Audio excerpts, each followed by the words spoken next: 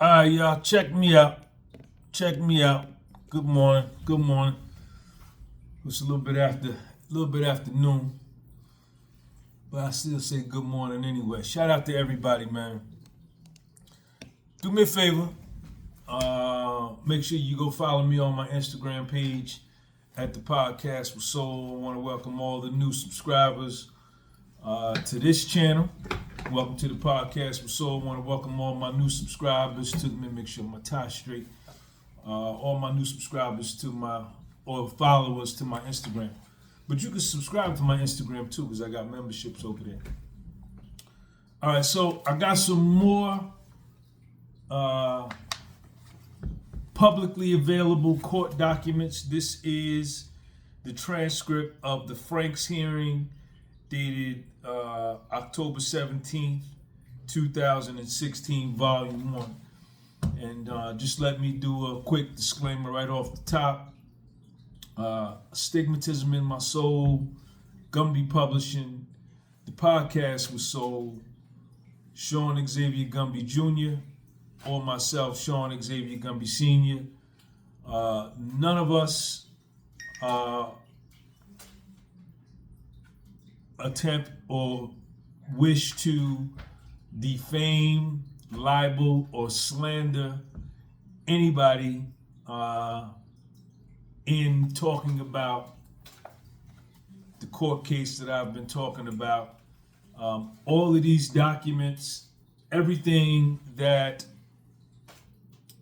I've been, that's my cat. Everything that I've been saying in these videos is public information. You could go pull any of these documents down, and I just wanted to put that disclaimer out there. So now, this is the transcript for the Franks hearing. Get out of there. Get out of there. Sorry, y'all, that's my cat. Hold up, let me go lock my cat. Get out, get in there. Get.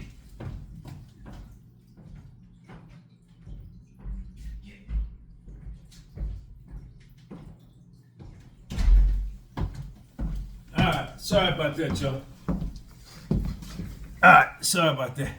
That was my cat. How y'all doing today? Look at my coffee.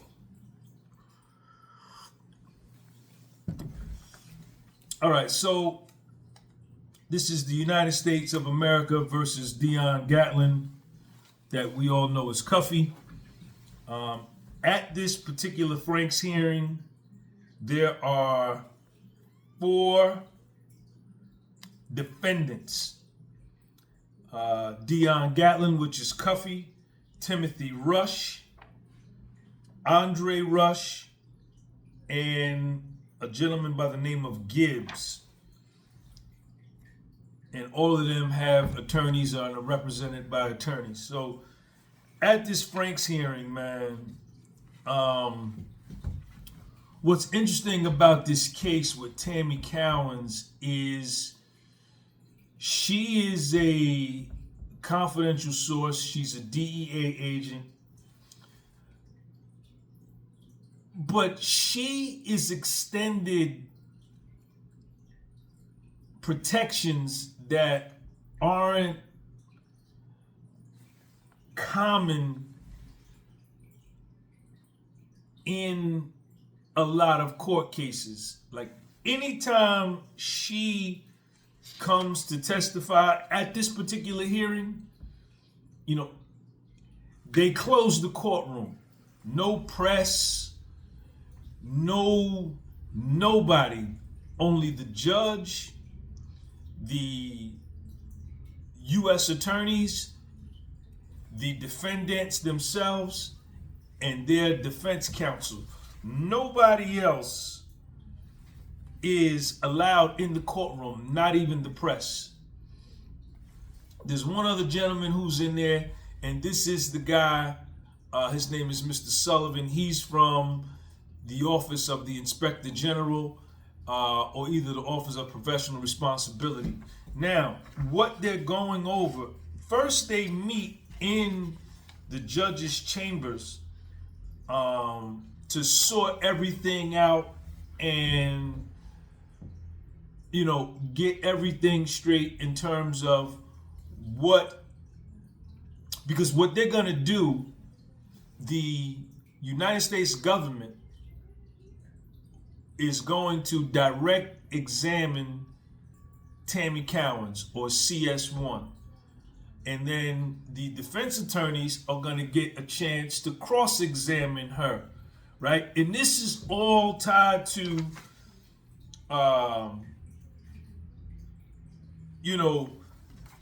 the affidavit. Remember we talked about the affidavit that she wrote, right? She wrote 2 affidavits. Tammy Cowans wrote 2 affidavits, right? We got one right here. Remember, I went over this one already. So I'm gonna just put that right here in case I need to refer to it. And, based on the testimony, right, or the, I guess, would you call that testimony? Based on what she wrote in the initial affidavit, the United States government decided they had probable cause and proceeded to get electronic surveillance on Cuffy and Fidel Suarez and wiretap their phones and, do all of that, right? So that was the initial affidavit that she did. And in that affidavit is where she swears under oath. An affidavit is a legal document sworn under oath, right?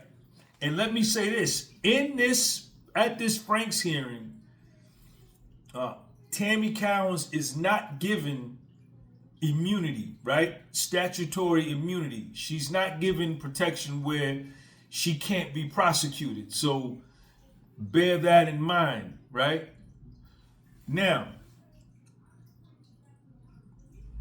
remember we talked about in the first affidavit, she said that Demetrius Flannery, or Big Meech, put her in touch with Suarez and Cuffy in order to do a large cocaine transaction, right?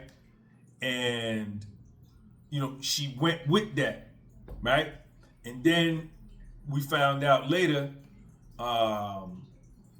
she began to feel unsafe, perceive herself as having threats upon her safety, as well as that of Big Meech, and even received phone calls from some people to her job, right? Calling her job, asking questions as if they were a customer, but really, you know what I'm saying, clocking her and see where she's at, because the word then got out that she is the confidential informant. The DEA agents in St. Louis aren't as careful with her identity as the DEA agents in Atlanta were, right? And I think they initially filed some documents on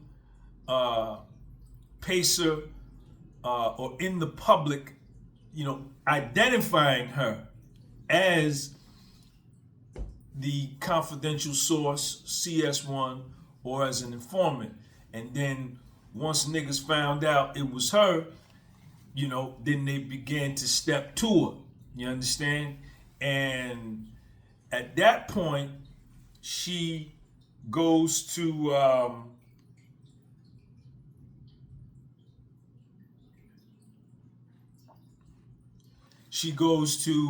meet up with Big Meech down in Louisiana. She doesn't get to meet him. We went over this already. She talks to him on the phone. And he says, I don't want my name caught up in this. Boom, she dips back after meeting with Meech and him telling her that. She calls Cuffy's attorney, or who was Cuffy's attorney, and their name was Wallach. They're in here. That name is in here.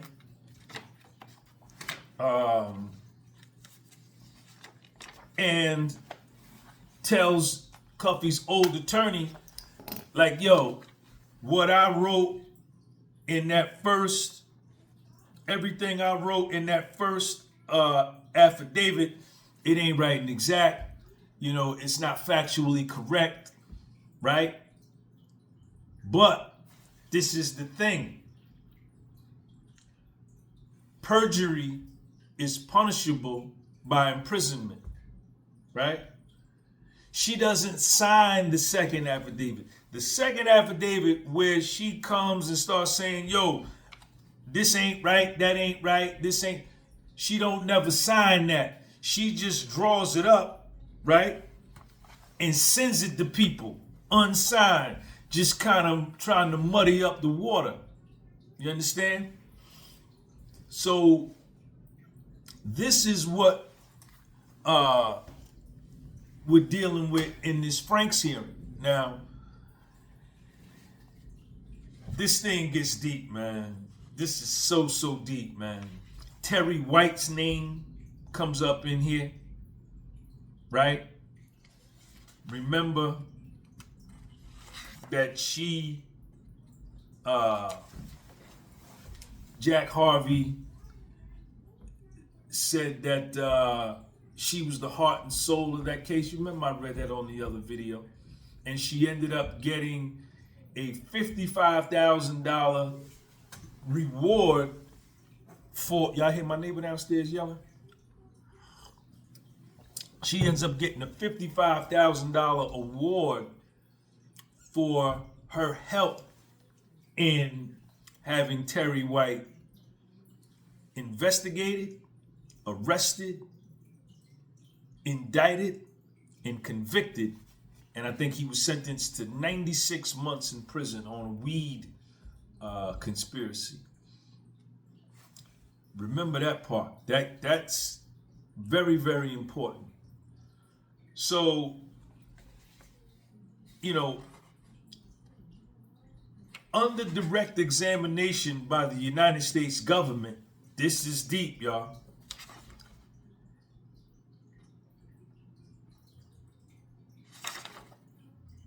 She says in here, right, that she had no motivation. And remember, Jack Harvey said this in the subsection of the Wired to Suppress. You know, she said that her only motivation to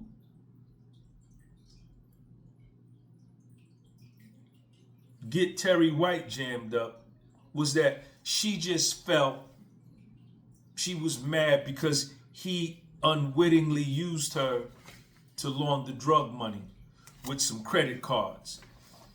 That's in here. This is gonna be a two-part video because this case is big. This transcript is 271 pages. So if I'm skipping around a lot, just bear with me because this is a lot of information and I wanna do it right. Okay? So now check this part out. This is where it gets deep.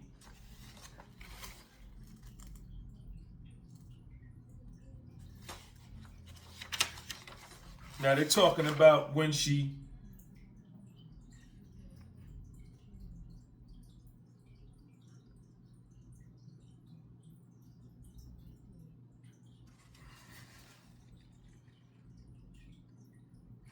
okay, here we go.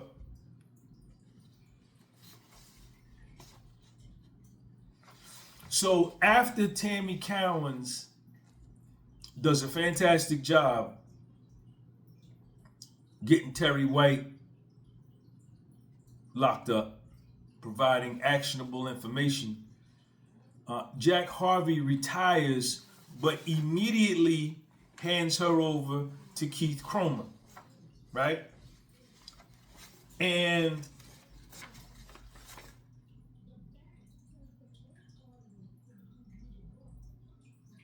immediately, almost the day after Jack Harvey retires, Keith Cromer calls her and tells her, we want you to stay on board as an informant, right? We want you, we want you to keep going and keep doing what you're doing. And she says, well, what am I going to do?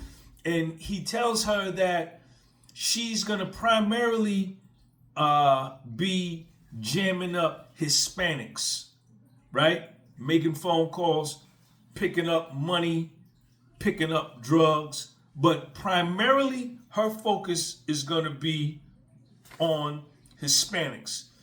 And maybe this is due to her light complexion. And this is her. The government asked her, okay, and so you then began. What was the promise to you with respect to what your activity was by the agents or Mr. Cromer in particular?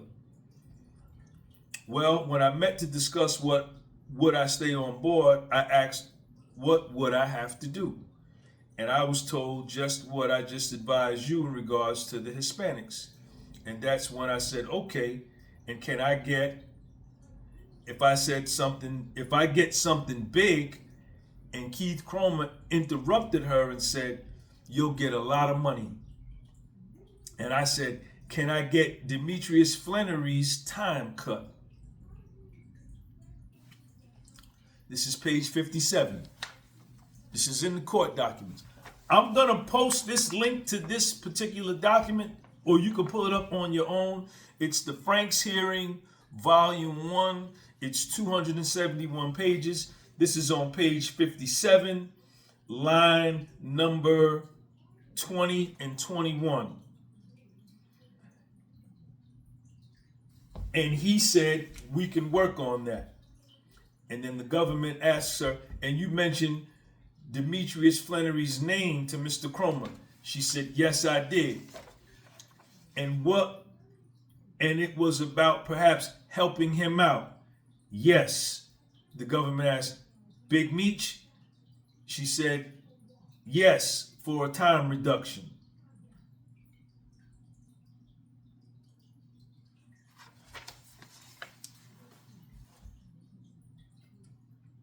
Page 57 and 58, volume 1, October 17, 2016. Let me read that to you again.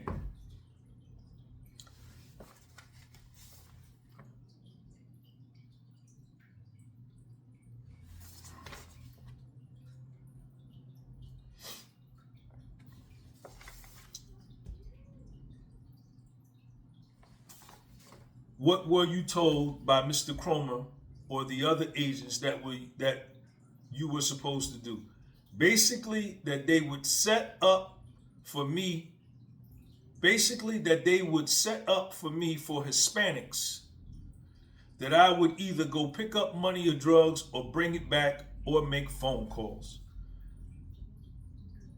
The government asked, was this sometime in 2011? She says, yes, that seems to be right. The government says, was it immediately after you were involved? I mean, that Mr. Harvey retired, or was it some period of time later? No, the contact was immediately after Jack Harvey retired.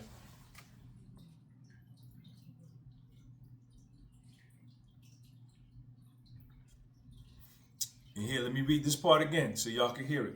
Okay, so you then began, what was the promise to you with respect to your activity was by the agents or Mr. Cromer in particular? Well, when we met to discuss would I stay on board, I asked what would I have to do? And I was told just what I just advised you in regards to the Hispanics. And that's when I said, okay, and can I get, if I get something big? Keith Cromer before she could finish. He said, you'll get a lot of money. And I said, can I get Demetrius Flannery's time cut? And he said, we can work on that, meaning Keith Cromer. Now the government asks her, and you mentioned Demetrius Flannery's name to Mr. Cromer. She says, yes, I did. The government asks, and it was about perhaps helping him out. She says, yes. And the government asks, that's Demetrius Flannery, Big Meech? And she says, for a time reduction. This is in the government documents. This is public information. You know, then they go through all of the stuff we already know. But here's another key point. Check me out. Here's another key point. Now,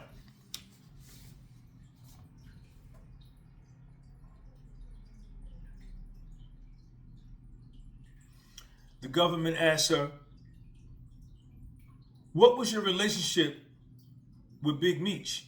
They say Flannery. When I say Big Meech, or if I say Cuffy in the documents, it's referring to Dion Gatlin. If I refer to Big Meech in this court document, it's saying Demetrius Flannery.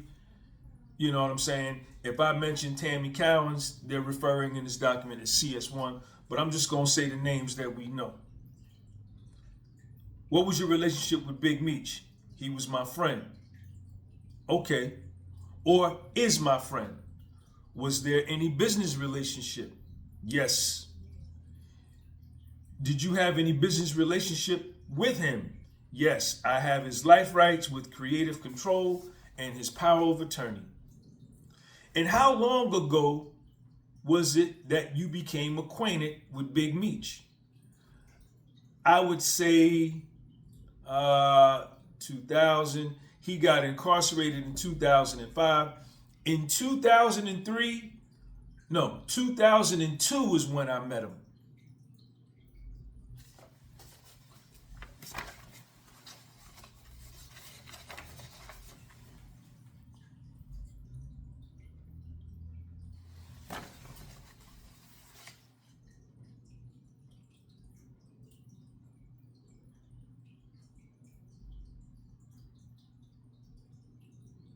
So she met Meech, according to her words, on the stand, under oath.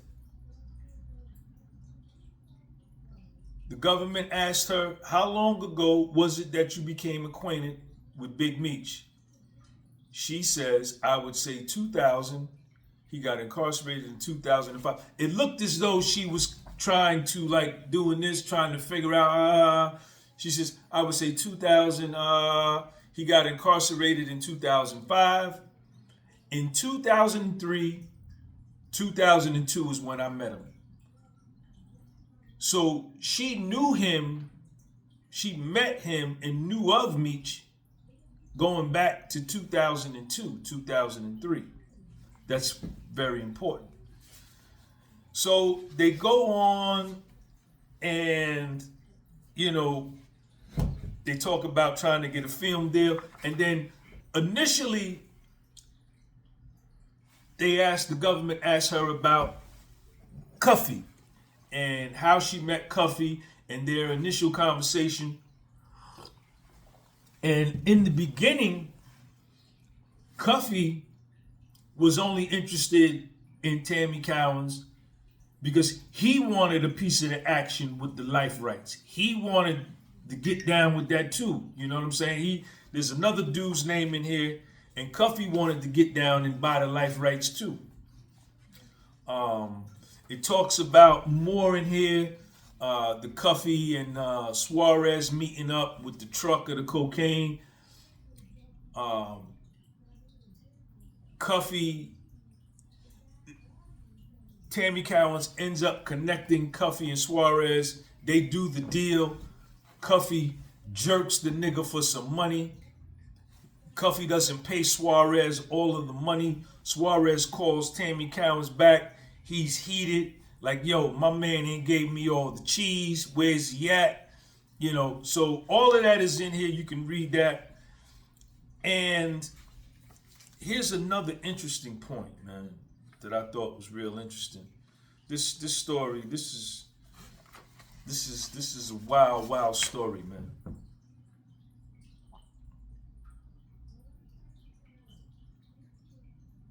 So here's the thing.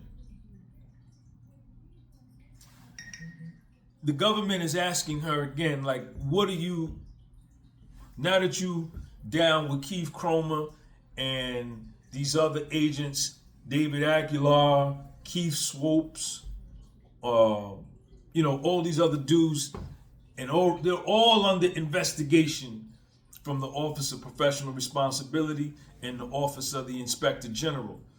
So here's the government. Now, during this time period you were working, what things were you doing as a cooperator and an informant? Here's Tammy. They would tell me to meet them and go pick up money or go pick up drugs at certain locations. And then I would show up and they would say, okay, we want you to pick up, one example was go pick up $270,000 and then we're going to bring, hold on, y'all. We're going to bring them back the drugs. Most cases, I always meet with all the agents, or at least 3 or 4, when it was something of that nature. And every time I'd go, I'd end up not going to pick up the drugs or not picking up the money.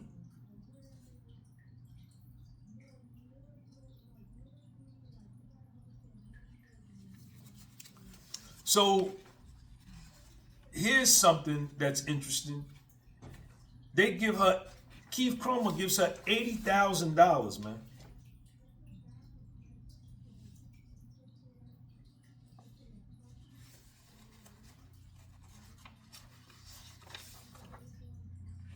All right, so look.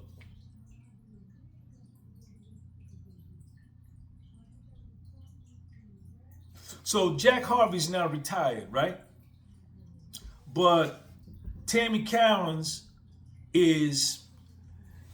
she ain't feeling these agents, this Keith Cromer. Even though her and Keith Cromer are having a sexual relationship, at some point it gets strained, right? And she's not feeling my man. Something ain't right, right? So she calls Jack Harvey. Jack Harvey's retired. And she tells him, like, at first she's reluctant to say what she really is on her heart. But she calls him and he's like, yo, what's up? How's everything? Everything going good? You doing good with the group? I had several conversations with him and he would ask me, how am I doing? And I said, fine. And how's the group doing? And I said, they're not you. I remember saying that and he said, well, what's going on? I said, oh, nothing. Everything is okay. And, I was a little reluctant to say anything. Subsequently, though, you sat down with him and talked to him, or you were on a trip. She said, yes. I told him I thought there was some wrongdoing within the government, and I didn't trust anybody. And I didn't know who to call and tell, and that I was sleeping with Keith Cromer at one point, and how the relationship started.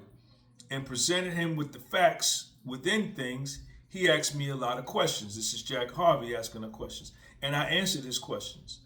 And I told him that I didn't know what to do and that I just think there's a lot of illegal stuff going on. This is Tammy Cowans talking about Keith Cromer and these DEA agents. All right, the government asked, all right, did you indicate to him that you had received some payments that you didn't know why you received, right? Now, Keith Cromer has her signed up as an informant, but she ain't really doing nothing other than phone calls, right? And she just told us that every time They tell her to go do this and do that. When she shows up, it ends up being nothing. She tells the government, yes, I did. I told him I received an $80,000 check, and I don't know why I received it other than Keith Cromer told her, it's for everything you're doing, is what I was told. And Jack says, they didn't give you an explanation? Not really. And so the government says, okay, so you received an $80,000 check sometime. Do you remember when it was? She says, no, I don't remember, but I did receive it.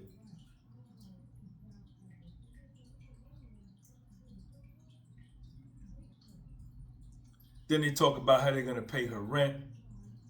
You know, and she's on the stand saying, I didn't know what it was for. I didn't know what the $80,000 check was for because I told Mr. Harvey I still had it. I still had a bank account and they could come and get it. They can come get the money to return it back to them because I didn't know what it was for. And that's one thing he promptly called because I just thought it was too much. Yeah, man. So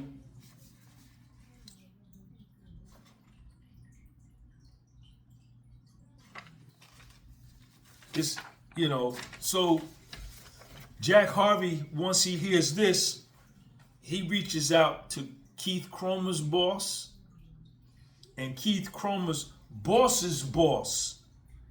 And Jack Harvey, Tammy Cowins, Keith Cromer's boss, and the boss's boss all meet up at Atlanta Bread Company to talk about what's going on.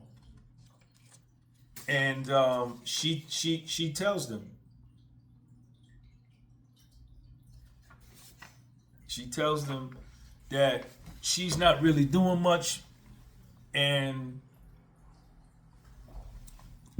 she got an $80,000 check and she don't know what it's for, right?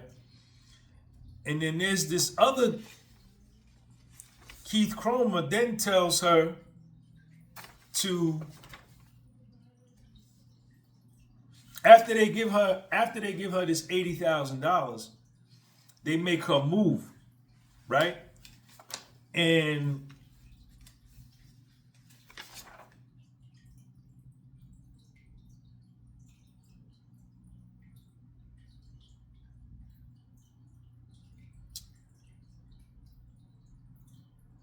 was there any agreement between you or anyone else in the DEA about your rent? Yes.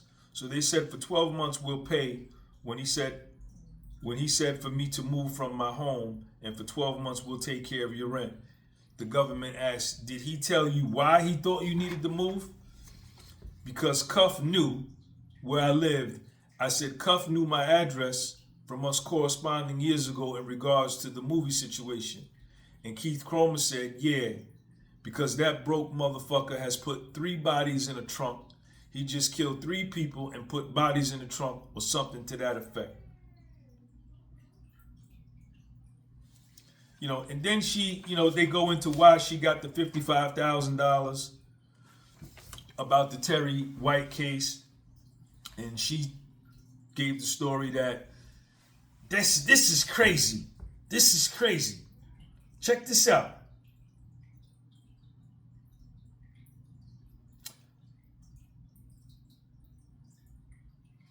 So the government asked her, this is during the same questioning, and during this time period, sometime during this period, you received some money, did you not, for the Terry Crews case? That's what it says, Terry Crews, but she really meant Terry White. So she says, Terry White, and the government says, okay, yeah, White. I'm White, I'm sorry. She says, it was $50-something thousand for that case. And that was for your assistance to Jack Harvey in the Terry White case. Well, that, and I also contributed, and it also contributed to my jewelry that was left in Terry White's house during the time that they seized it and I didn't obtain it, which was a chopper bracelet, a Robert coin piece, And those pieces of jewelry my husband bought me before he passed away and was probably worth $30,000 to $40,000.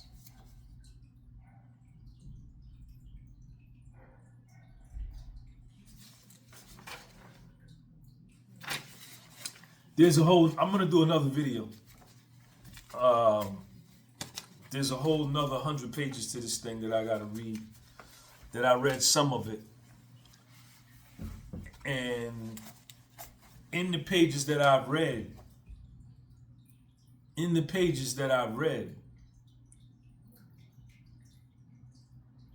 Terry White and Tammy Cowins go visit Meech in prison.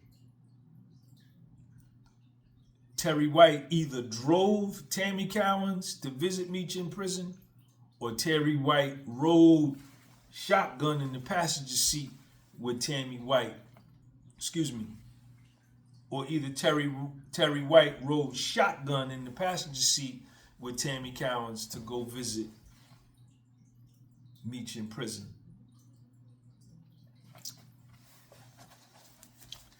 Let me say this, man, because a lot of y'all been coming in the comment section. You know, I'm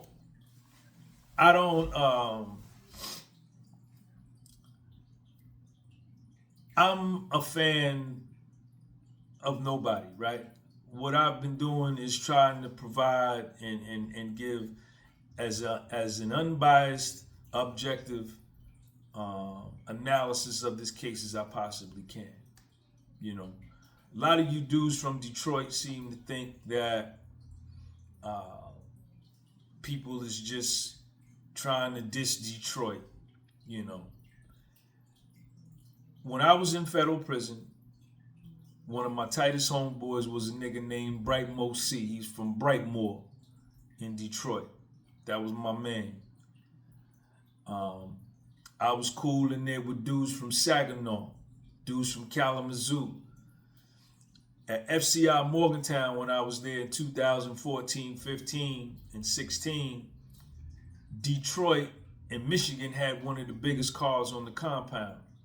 So I was cool. My nigga Johnson from Detroit. I was cool with a lot of niggas from Detroit. So I don't have no beef with Detroit. Let me just say that.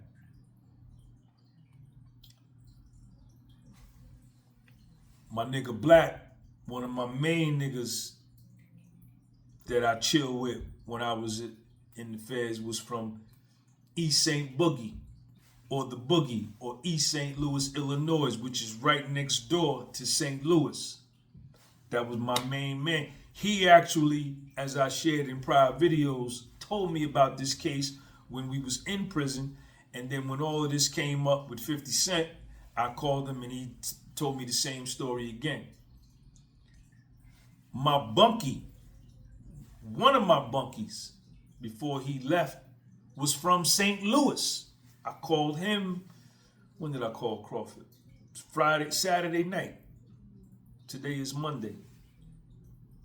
Was it the 10th? And I asked him about the case. He knew all about Cuff. He said they from Peabody, the project, Southside Projects, Peabody. He began to tell me his whole side about the case. So I'm not picking sides or picking teams. I'm just doing an analysis of the case because it's very, very interesting to me. And that's what I'm doing. Now, my thing is this. You know, my thing is this, right? Why hasn't Big Meech done a press conference or come out and spoke in his defense? Why is it that people in the comment section are more vehemently defending him than he is himself? Why? If 50 Cent then come out and said this, and it's all over social media, right? And this is important. Don't Don't tell me and don't come in my comment section saying, oh, he ain't got no explaining to do. He know he's solid. That's not true. Don't do that. Don't do that. It means something, right? As a former federal inmate, right? And Meech knows that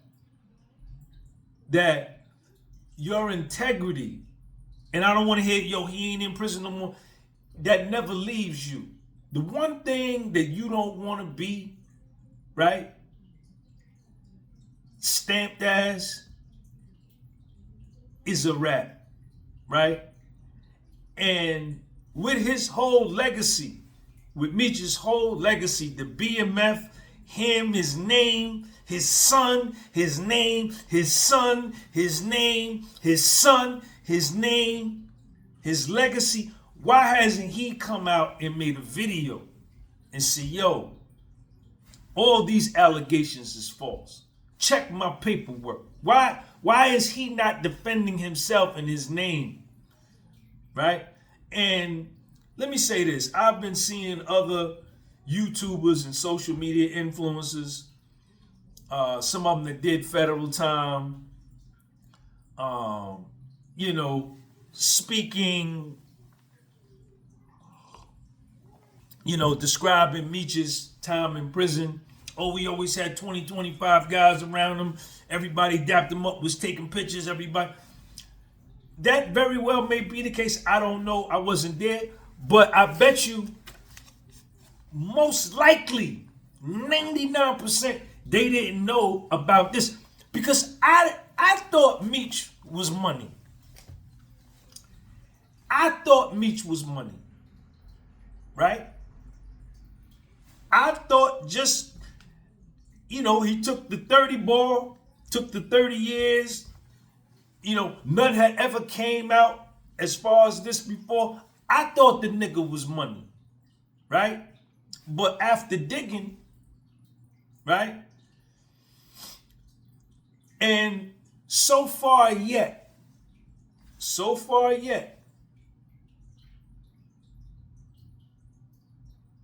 I have not seen anywhere in the transcript where it's documented that Meech signed the 5K1, or he did a Rule 35B, or he did a proffer agreement.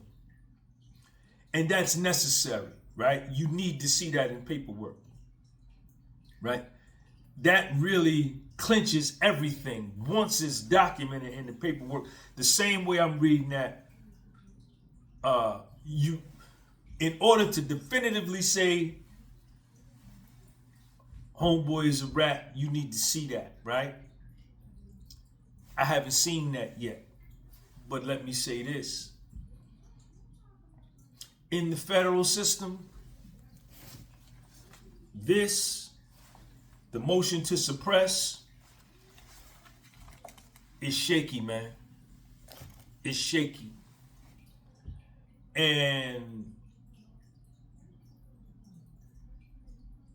for us, right? Now, for somebody who ratted and is a rat, cooperated, is an informant, and is a social media influencer now, they are going to be a little less stringent, a little less rigid, because they folded, right? And their name ain't no good no more. But for somebody like me, right, who did my time, had the opportunity to rap, to cooperate, and I took some big losses. Had to leave my son with some people that I didn't know if they were gonna harm him or not. And other niggas that went and did 10 balls, 15 balls, 30 balls, 20 balls, who went and did their time and didn't cooperate.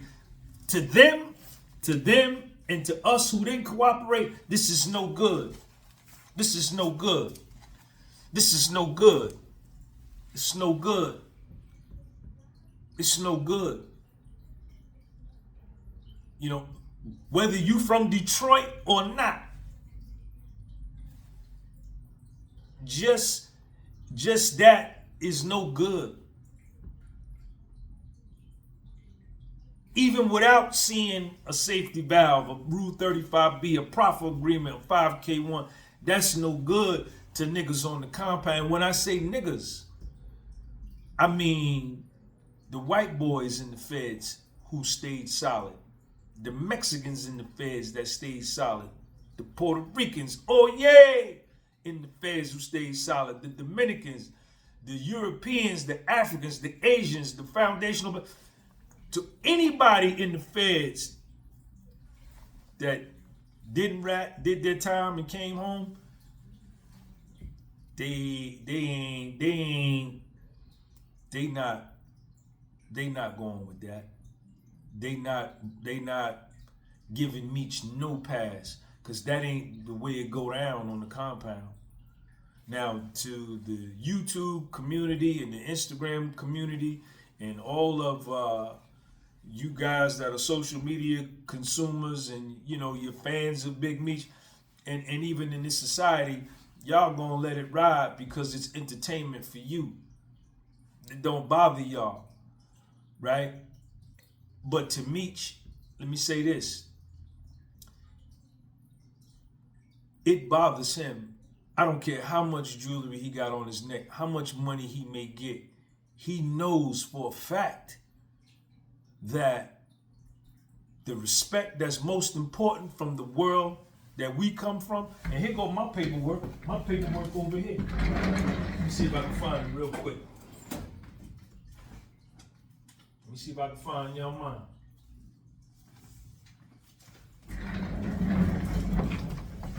This mine right here. Here go my paperwork right here. Here go mine right here. Here go my whole case. Here go my whole case.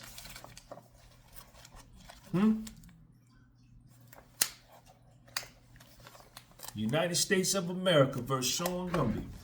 Here go my whole case. You want to read it? Take it. Pull my information down. Go on Pacer and pull my information down. My prison ID on my Instagram, 659-32050. Pull it down. Read it. And give it to somebody else and read it. Keep reading. Everybody read it. All 8 billion of y'all read it. And when you finish, give it back to me.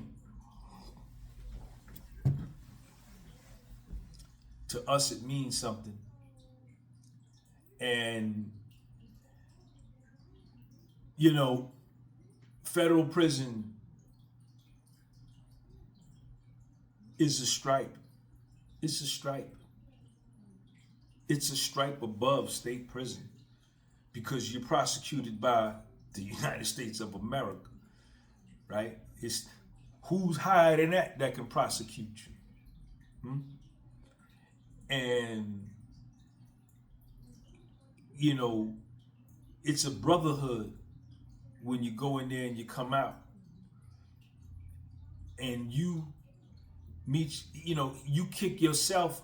You either retain your position in the brotherhood by staying straight up and down like 6 o'clock, or you voluntarily kick yourself out the brotherhood by cooperating and becoming an informant. There's no gray area. It's that black and white. And that's how it is. And so y'all may say, yeah, but these dudes, if he was a rat, they would have stabbed him up in jail or killed him. That's not always the case. It's a lot of dudes in federal prison that are rats, but them niggas they will stab you and will kill you. Just because somebody's a rat don't mean they weak and that they're not a man, that they somehow become a rabbit, a bunny rabbit, or a goat, or a sheep. No, they still go. They still will kill, and some have, but they are never looked at the same after that. Once it's known that you are a rat, you are never looked at the same. Only amongst other rats. You are never looked at the same. Never. Well, Sean, you only did 15 months. You only did, on a white collar. I did it. I did it. I had the option to cooperate. I had the option to rap. It was there. I wasn't going to be able to do that. Nah, I ain't going to be able to do that. And I told my mother, I ain't never ratted ever. And I started getting in trouble when I was 13 as a juvenile. But I told my mother during my case, this is my mother, Georgia Gumby. When I finally was getting ready to go to court and get sentenced, and they was trying to get me right, I said, Ma, the public pretender, because I had a public defender at the end, I said, Ma, the public defender was telling me about wearing wires and wearing cameras and setting up my clients and turning in my clients, and they could call me anytime they want and have me go here and go there. You know what my mother said? My mother was from Georgia. I'm from Jersey. I'm from North Jersey, right outside of New York City, my whole life. I told my mother that. She said, no, no, no, no, no. Nah. Ain't nobody doing that, nah. No. Nah. Ain't nobody doing that. And this was my mother from Lincoln, Georgia, named Georgia Gumby. No. My son got my name. And my question to Big Meech is, man, why haven't you defended yourself yet?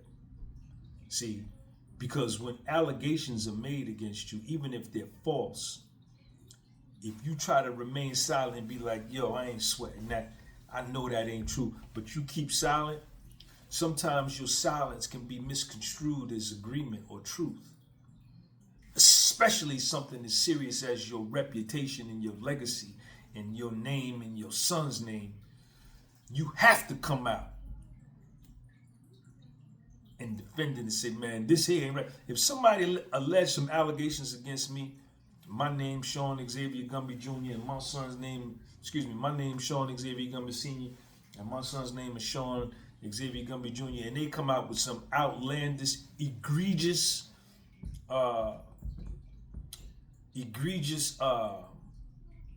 allegation against me, man, and I know it ain't true, you best believe I'm going on Instagram Live, I'm going on my YouTube Live, I'm doing videos, I'm pulling paperwork, I'm telling the person, show me, you know what I'm saying? Because you gotta clear your name. You don't want this kind of stain on your name. Oh, Sean G is a liar. Sean G went to prison for tax. Yeah, all right, cool. But something like that, Sean G is a rat or Sean G's nah. Instantly, I'm coming out, cleaning that up. I'm hitting that head on. I'm shutting that down with facts. So,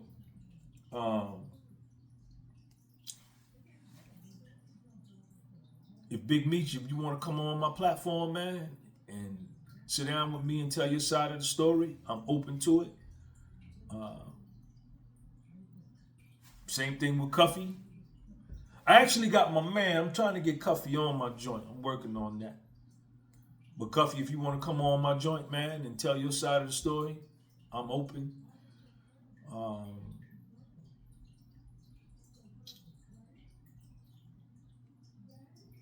Let's see how it goes, man. But I hope y'all enjoyed this part. I'm going to have some more for y'all later. Peace.